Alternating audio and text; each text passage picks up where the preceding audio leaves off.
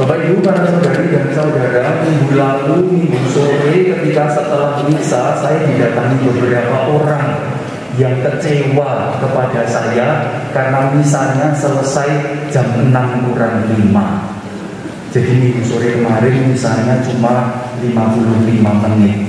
Lalu ternyata ada yang kecewa. Maka untuk menghargai kekecewaan itu, hari ini misalnya 1,5 jam. Ya, lalu saya minta izin khotbahnya 30 menit. Nah, itu Bapak. Hari ini ada banyak Bapak Ibu yang bisa kita bahas dari bacaan-bacaan kitab suci. Kalau dari takhta suci jelas minggu ketiga, minggu biasa ketiga, senantiasa diperingati sebagai hari Sabda Tuhan. Maka bacaan-bacaan kitab suci hari ini bicara tentang sabda-sabda Tuhan. Tetapi hari ini kita juga mengeti apa itu namanya pesta nama gereja kita, Gereja Santo Paulus Pringgulayan, yang pengetannya itu sudah hari Sabtu kemarin sebetulnya tanggal 25, dan ulang tahunnya juga kemarin, yang diklaim kita bersama itu kemarin.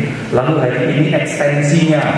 Maka sebagai ekstensi kita hari ini agak lama, nanti setelah misa ada 10 macam sambutan. Maka tolong tetap bertahan. Kalau Anda lelah, di sebelah utara gereja ada minuman yang diperjualbelikan. Maka nanti setelah misa tolong mampir ke sana, gitu ya. Kasihan penjualnya, wis ngenteni ora di padoni. Maka Anda wajib mayoni Bapak Ibu, gitu ya. Deal ya, amin ya. Nah, setelah misa tolong panja gerbangnya semuanya digembok. Pokoknya belum jam 11 ojo dibuka supaya sing dodolan do payu mati. Pokoknya gitu ya, panja. Karena yang khotbah saya maka yang punya kuasa saya. Nah, sekarang Bapak Ibu para saudari-saudara, saya mau mengomentari sedikit terkait dengan apa yang setiap kali kita misa selalu ada bagian yang namanya homili. Selalu ada yang namanya khotbah. Bahkan kalau kita ibadah-ibadah di lingkungan, itu ada kalanya namanya khotbah atau homili. Lalu kadang-kadang entah katekis, entah prodiakon, entah pastor, setiap kali ekaristi itu fokusnya pada khotbah dan homili. Karena memikirkan khotbah atau homili itu seperti memikirkan kiamat Bapak Ibu. Kalau tidak sampai, kalau tidak dipahami itu menjadi petaka bagi kami. Tanya pada suami istri panjenengan yang prodiakon, nasibnya juga sama. Kalau boleh memilih tidak berkhotbah, mereka tidak berkhotbah. Kalau boleh memilih tidak homili, saya pun tidak homili Bapak Ibu. Tetapi ya karena wajibnya pemimpin ibadah. Nah, yang pertama mari kita lihat bacaan pertama. Saya ingin menjelaskan kepada Bapak Ibu mengapa khotbah itu ada. Khotbah itu tidak khas Katolik Bapak Ibu, tidak khas Katolik dan bukan buatan gereja Katolik. Bahkan sebelum gereja itu ada, khotbah itu sudah ada. Mari kita lihat teks halaman berapa, saya tidak tahu, pokoknya bacaan pertama. Kalau bisa disorot ya silahkan disorot. Nah, bacaannya begini, khotbah itu apa sih? Nah, tadi dikatakan demikian. Adapun Esra ahli kitab itu berdiri di atas mimbar kayu yang dibuat khusus untuk peristiwa itu. Nah, membaca sabda itu harus dari mimbar. Maka ini namanya mimbar. Jadi bacaan pertama hari ini mengajak kita untuk merayakan sabda. Maka kalau sabda itu dibacakan buat mimbar. Maka lingkungan-lingkungan kalau masih suka mengadakan perayaan ekaristi lingkungan, entah ujuk lingkungan atau ujuk apapun juga, buatlah mimbar. Itu titipan ya, titipan saya. Bukan, itu titipan kitab perjanjian lama hari ini. Maka lingkungan-lingkungan mulai besok buatlah mimbar. Kalau duduknya misa itu do lesehan, mimbarnya mimbar ngampil mawon gadanipun sederek muslim itu lho Bapak Ibu, menawi wonten MTQ, mereka kan membaca kitab suci pasti ditaruh di mimbar. Pinjam saja Bapak Ibu kalau kita belum bisa bikin. Maka itu bagus. Dasarnya mana? Bukan dasarnya khotbah saya, bukan. Dasarnya kitab suci yang Anda baca hari ini. Baca kitab suci itu dari mimbar. Nah itu satu. Maka besok cari mimbar ya. Bukan dari plastik, kayu. Bukan plastik. Maka kalau belum punya, lalu kita bisa pinjam ke musola atau masjid terdekat. Nggak apa-apa. Saya yakin mereka juga suka hati apa itu namanya, kita kerjasama antar agama, gitu tak? Itu Bapak Ibu. Pusing ya? Tidak apa-apa. Maka itu gagasan bacaan. Nanti saya akan menjelaskan. Bacaan sabda itu memang membuat kita pusing. Kalau Anda tidak pusing ketika membaca, berarti Anda belum membaca. Itu ya. Nah itu yang pertama. Pokoknya oke, hari ini saya mau bicara. Pokoknya sabarlah Anda semua. Siapkan kertas untuk kipas-kipas, tisu untuk melap keringat, gitu ya. Lalu berikutnya, Ezra membuka kitab itu di depan mata semua umat, karena ia berdiri lebih tinggi dari semua umat. Maka sing jenenge lektor, sing jenenge pewarta sabda harus lebih tinggi dari umat supaya ketok. Maka saya mengatakan pada rektor-rektor saya yang tingginya apa itu namanya kurang dari 150 cm, supaya kalau membaca di mimbar diwenehi ganjel. Maka di sini sudah ada ganjel. Maka sama seperti tadi pemazmurnya, karena agak mini maka dia pakai ganjel. Ini bukan pembinaan loh, bapaknya boleh marah, tetapi ya silakan saja. Tapi harus pakai. Mengapa? Karena supaya ketok Bapak Ibu. Nek sing jenenge lektor sing ketok mau bantu Bapak Ibu, maka dia bukan pewarta sabda. Maka tutupnya harus kelihatan, ekspresi mukanya harus kelihatan, tangannya harus kelihatan. Maka kalau Anda jadi lektor dan badan Anda itu ketutupan mimbar, sadarlah Bapak Ibu, para saudari-saudara, carilah ganjel. Itu bukan kata-kata saya, sekali lagi kata-kata kitab suci. Kalau kitab suci itu sabda Tuhan dan kita tidak mentaati, maka berdosalah kita. Atau kalau dalam bahasanya Santo Paulus, sing ngendikane menika pangayome awake dhewe bareng, cilakalah kalau kita tidak melaksanakan firman, ya kan? Maka laksanakanlah Bapak Ibu tanpa bantah-bantahan. Jangan membantah saya karena saya ingin membacakan kitab suci. Kalau Anda mau membantah, bantahlah Ezra dan Nehemia, atau bantahlah Paulus. Mau ketemu Paulus? Mau segera? Mati terlebih dahulu. Itu saja. Maka kalau tidak ingin membantah, maka direvisi, nanti ada waktunya kita membantah mereka bertiga. Itu yang berikutnya. Membaca lebih tinggi dari semua orang. Lalu pada waktu kitab itu dibaca, wong kabeh kudu jumeneng Bapak Ibu. Nah sekarang kita dibaca hari ini. Maka kalau Injil itu dibacakan kita ngadep Bapak Ibu, itu bukan toto-toto Katolik murni, enggak. Kita mewarisi dari tradisi perjanjian lama. Maka besok kita bisa mencoba bacaan pertama ketika dinyanyikan ngadep. Lalu Mazmur tanggapan ketika dinyanyikan ngadep, ya kan? Karena Mazmur itu juga bacaan. Maka saya sudah pernah mengatakan bacaan pertama itu bacaan pertama, bacaan kedua itu Mazmur atau bacaan ketiga itu bacaan kedua, bacaan keempat itu apa itu namanya? Baik pengantar Injil, bacaan kelima itu bacaan Injil. Maka bagus juga sih ngadep. Nek kuat, kalau tidak kuat ya berarti kan itu sejak bacaan pertama sampai Injil dijejer, gitu loh. Tapi kalau kuat, tapi untungnya gereja Katolik itu baik hati. Anda berdirinya hanya ketika haleluya dan Injil, gitu loh. Nah itu dari sini lagi Bapak. Lalu Ezra memuji Tuhan Allah yang Maha Agung. Lalu semua orang menyambut amin amin amin dengan mengangkat tangan. Maka Bapak Ibu, besok kalau kita demikianlah sabda Tuhan, syukur kepada Allah, itu Bapak Ibu. Maka kalau Bapak Ibu syukur kepada Allah, pasur yang rodo ditepuk-tepuk, kita punya persoalan. Maka aminnya ini bergembira sambil mengangkat tangan. Amin, haleluya. Itu begini Bapak Ibu. Maka kalau ada tradisi teman-teman kita ketika mengatakan amin terhadap sabda angkat tangan, mereka biblis loh. Anda jangan lagi mengatakan, weh, kayak moyo woro, kayak neko-neko, enggak. Kita sih orang angkat tangan, malah moyo woro karena tidak menjadi pelaksana sabda. Milo minjing menawi wawasan menika sampun dipun menapa menika andharaken lalu mekaten sabda dalem Gusti. Nah jenengan lajeng sami atur wangsulan liluhurna Gusti karudo jepaplan astanipun. Nah ngoten lho. Amin, puji Tuhan, gitu ya. Itu kitab suci loh Bapak Ibu. Sekali lagi kalau Anda tidak setuju, maka baca sendiri kitab sucinya. Ini bukan karangan saya. Lalu berikutnya, kemudian mereka berlutut sujud menyembah Tuhan dengan muka sampai ke tanah. Bapak Ibu, janji hobi hari ini itu tidak perlu saya. Mahasiswa saya setiap hari Senin itu bisa khotbah untuk hari ini. Maka Bu Indah itu bisa khotbah, lalu Bu Anggit itu bisa khotbah. Ini siapa lagi yang di sini? Domong kabeh saja yang mahasiswa itu dosen itu. Nah mereka semua bisa khotbah, Pak Petrus bisa khotbah, Bapak Ibu yang saya katakan baru saja.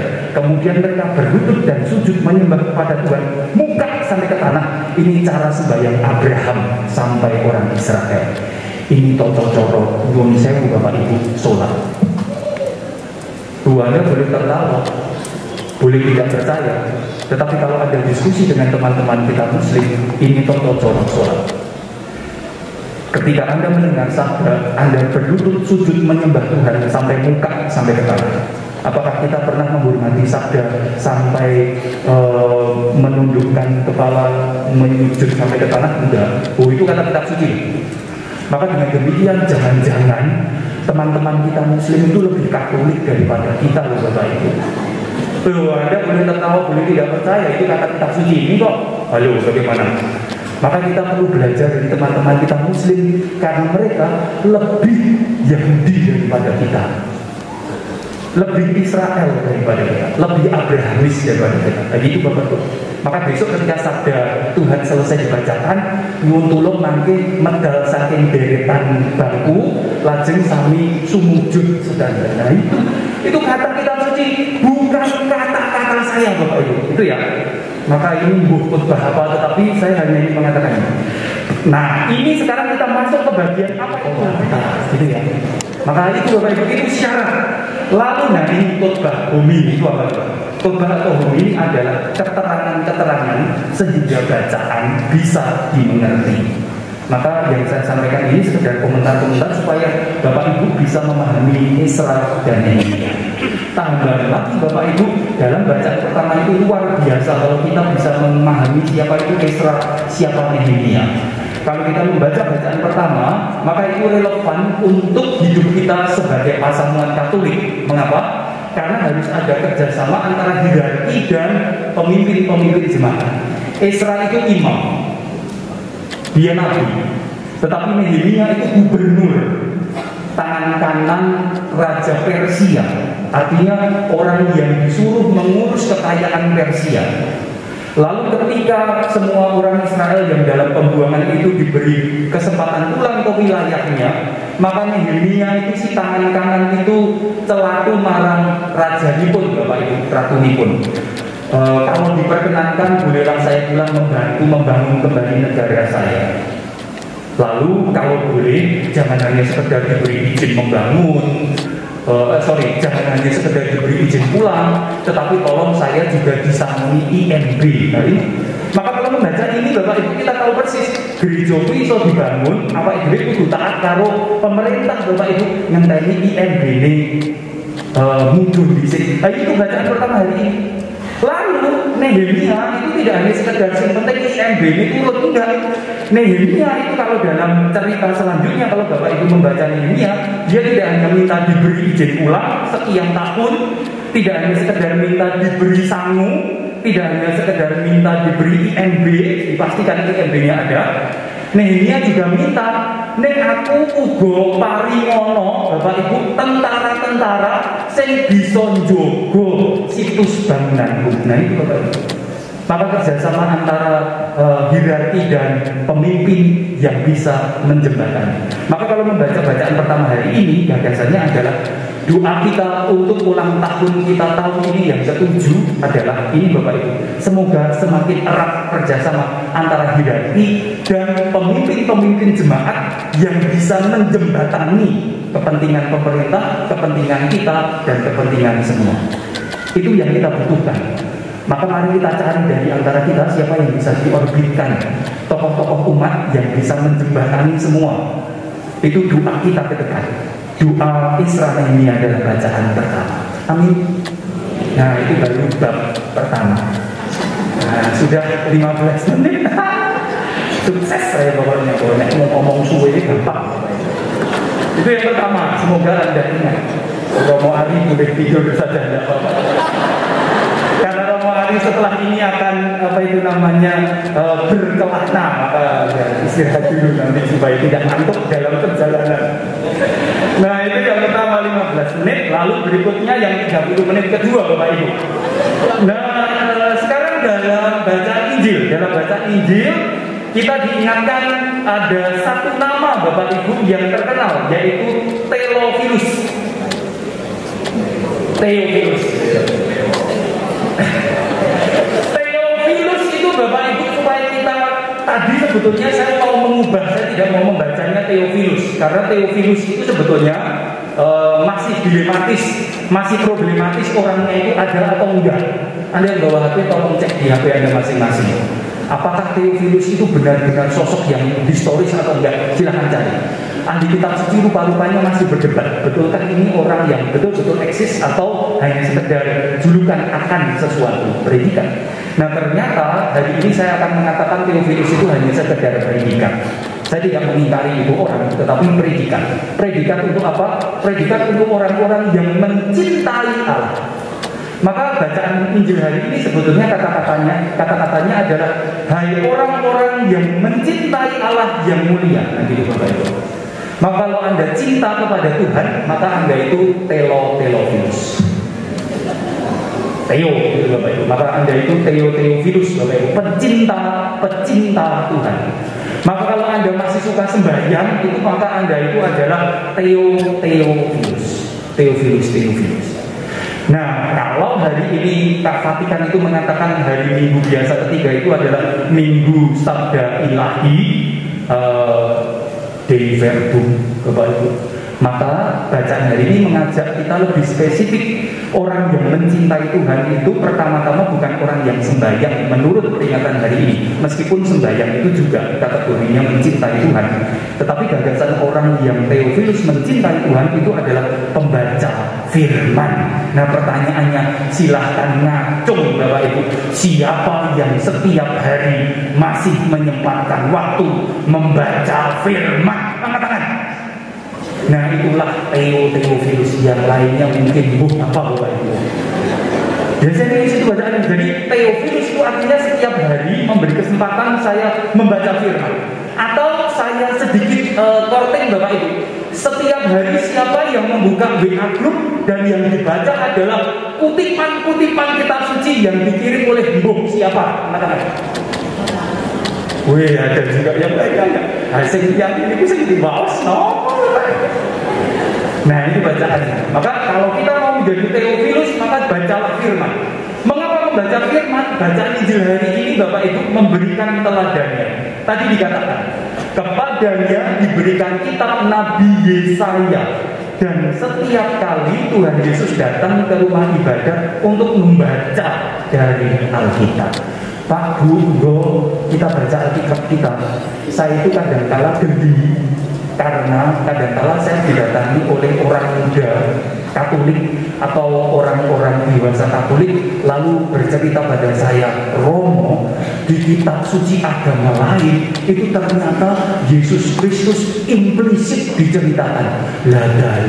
Lah kok kenal Gusti Yesus malah soal kitab suci sing liya ki piye?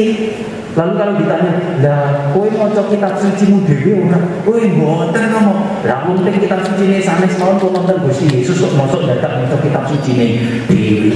Lah Bapak Ibu, maka mari kita baca kitab suci kita masing-masing. Siapa yang belum punya kitab suci angkat tangan. Nah gini ya duwe kabeh gitu. Maka sekurang-kurangnya satu orang satu gitu loh Bapak Ibu. Jangan serumah satu. Manten-manten Katolik itu juga sudah berkali-kali saya ingatkan, Bapak Ibu besok kalau Bapak Ibu ngersake putra putri panjenengan ijab sakjana Katolik, minta tolong sing numbaske Katolik ampun polit, sing numbaske kitab suci ampun polit-polit. Biasanya Bapak Ibu niku paring menapa menika sarana karohanen rosarione kalih, lilinne kalih, salibe setunggal. Kitab suci nih si jiwa niku mengke bakal dadi rebutan Bapak Ibu. Sing putri mas sing maca kowe wae, sing kakung apa duwe kowe wae. Muga kowe ora kewaca sidane mung disimpen karo album foto ijabe. Bapak Ibu kita punya persoalan. Maka kalau Anda tidak punya kitab suci, daftar. Nanti saya mintakan korting 20% dari LBI. Ning tuku lho Bapak Ibu. Saya juga punya. Saya mintakan korting 20% tapi datang kepada saya. Gitu ya. Jadi baca kitab suci itu bacaan pertama. Bacaan ini. Nah itu tentang Yesus yang membaca kitab suci. Karena punya kitab suci, bacalah Bapak Ibu. Ini sudah kok kurang 5 menit, ekstra time ya, injury time. Nah sekarang berikutnya Bapak Ibu yang ketiga terkait dengan sabda Tuhan. Bapak Ibu, yang ketiga saya ingin mengatakan, Pak Bu, yuk kita menggali lagi apa yang dikatakan oleh Santo Paulus. Paulus itu kata-kata yang senantiasa menggetarkan hati menurut saya. Itu adalah bunyinya yang seperti ini: cilakalah aku bilai yen aku ora martosake sabdo dalem. Bilai Bapak Ibu, bilai jenengan merado dadi papartos sabdo. Bilai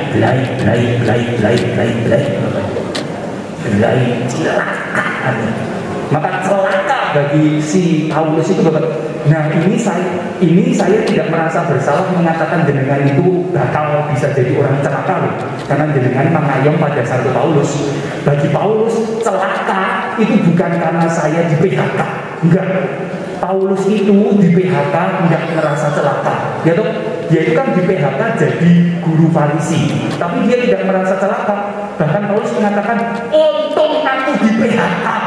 Saiki aku iso dadi penyebar sabda gembira gitu Bapak. Maka besok kalau ada yang di PHK gitu ya, untung aku di PHK. Saiki aku harus dadi prodiakon.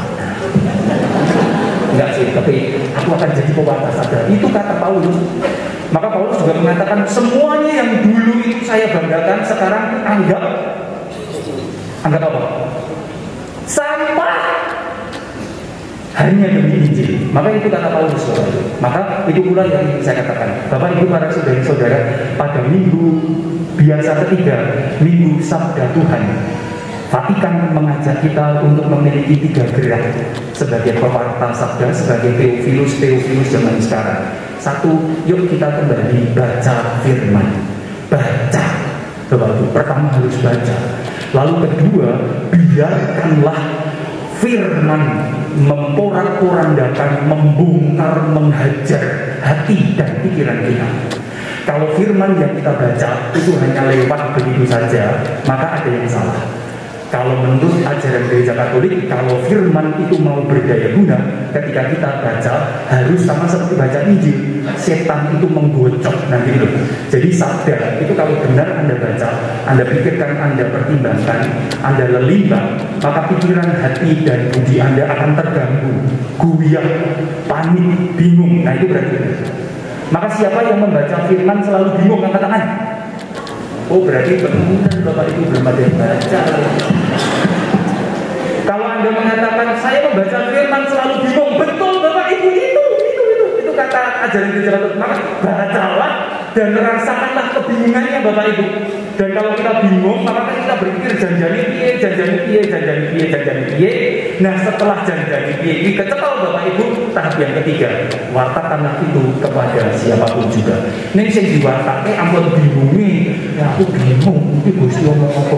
Ane bingung diwartoske kowe napa Bapak Ibu, tanggane yo melu bingung enggak. Maka baca, bingunglah sendiri nganti tuntas, nek wis cetok wartakan kepada sing liya gitu Bapak Ibu. 3 itu saja sih. Maka minggu sabda Tuhan mengajak kita baca, bingunglah, dan kalau sudah mari anggone bingung, wartakan. Amin. Amin. Nah, kita. Itu yang ketiga. Sudah ya? Enggak. Masih kurang 15 menit. Sekarang non Alkitabiah Bapak Ibu. Bisa 2 jam kalau non Alkitabiah. Nah Bapak Ibu para saudari-saudara, mohon restu Pak saya tiba-tiba lupa ya. Saya kemarin kunjungan ke lingkungan Bernardita itu ketemu ketua tim perumusan sejarah paroki. Wih, namanya Pak Lego. Ada nggak? Ada loh tadi waktu jalan saya melihat Pak Lego sedang menulis rubrik untuk nanti dimasukkan dalam kronik sejarah. Mana Pak Lego? Muter dia. Nah, saya sudah matur pada Pak Lego ketika di Bernardita.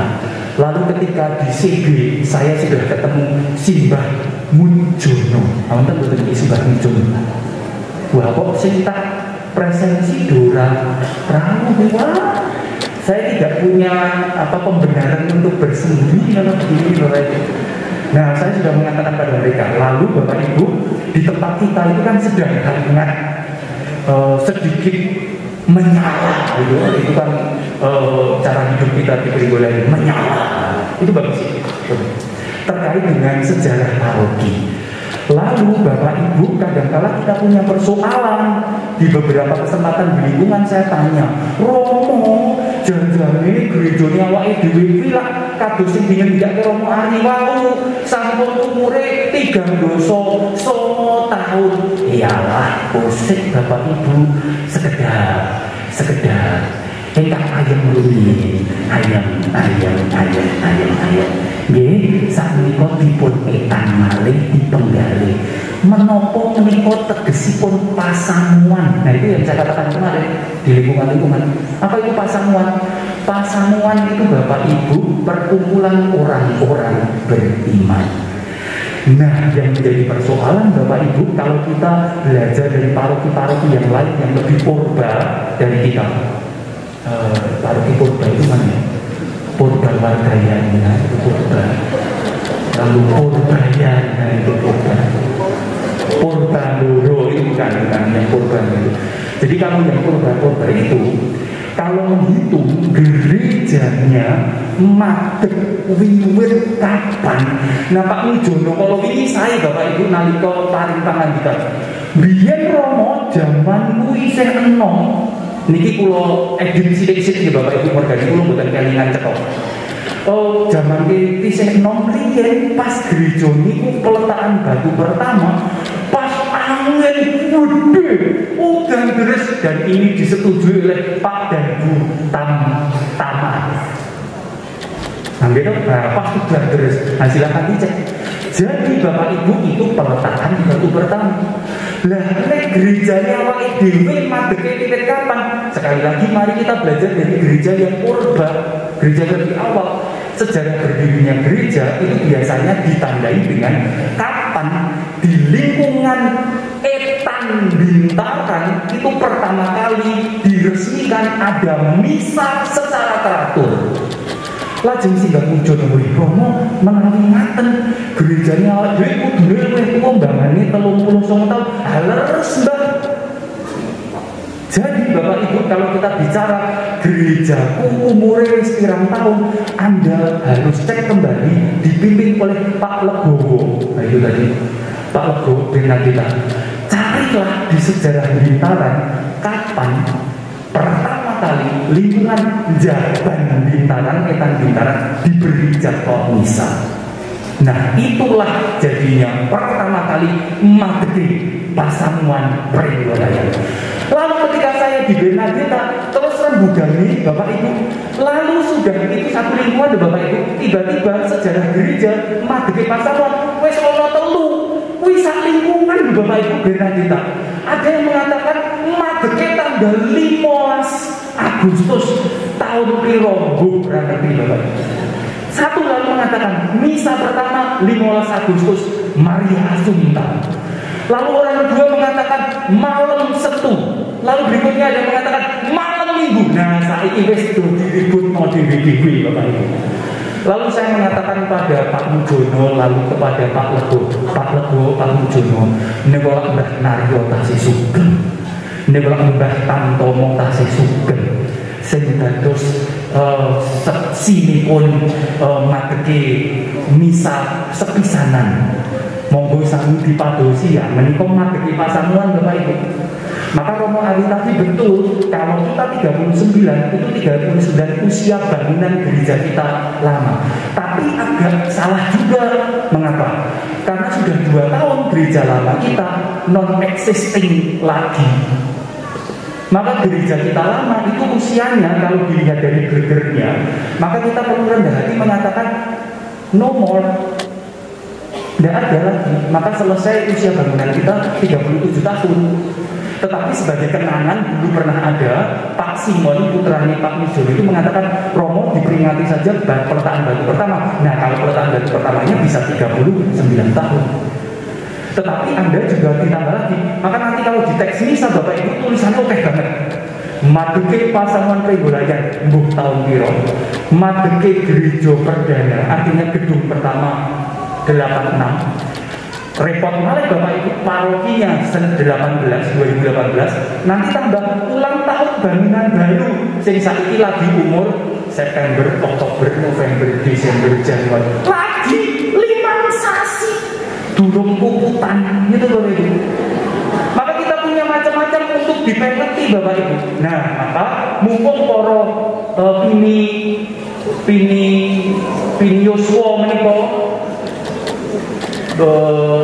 tahun muda tahun 70-an menika taksih sami sugeng, maka mintalah mereka kumpulkanlah untuk kemudian menentukan kapan madegipun pasang. Kalau di gereja jelas madegi kapan jelas. Tetapi kita perlu, maka nanti di sini ditulis 4 tahun Bapak Ibu. Oke, rapopo wong Pregolayan tulis 4. Nah, itu. Jadi pasamuan Katolik itu tidak dihitung dari gedungnya. Ingat tuh, Gusti Yesus nanti ngendika bakal tekan titi wanci kowe kabeh ora sembahyang ana ing pedalaman suci ning sembahyang ana ing ora-ora sambung gitu deh. Berdoa di gunung, berdoa di lembah dan macam-macam. Maka selamat ulang tahun, Anda punya PR pokoknya. Mumpung eyang-eyang kita masih sugeng.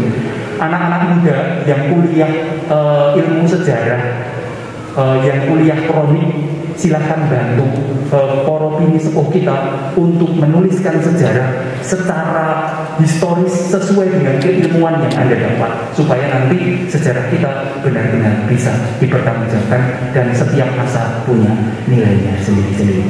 Provisial selamat ulang tahun paroki ke-7 gereja lama kita yang 37 tahun plus pengetannya 2 tahun. Karena tidak ada lagi kan berarti pengetan. Kalau Anda tidak ada itu kan adanya pengetan gitu ya. Kalau kita meninggal itu kan dipengeti ya, ini pengetannya. Lalu selamat ulang tahun berdirinya pasamuan yang perlu kita tentukan lagi kapan tahunnya, perlu kita cari. Selamat belum ulang tahun, ulang bulan lah berdirinya gereja baru. Itu saja. Amin.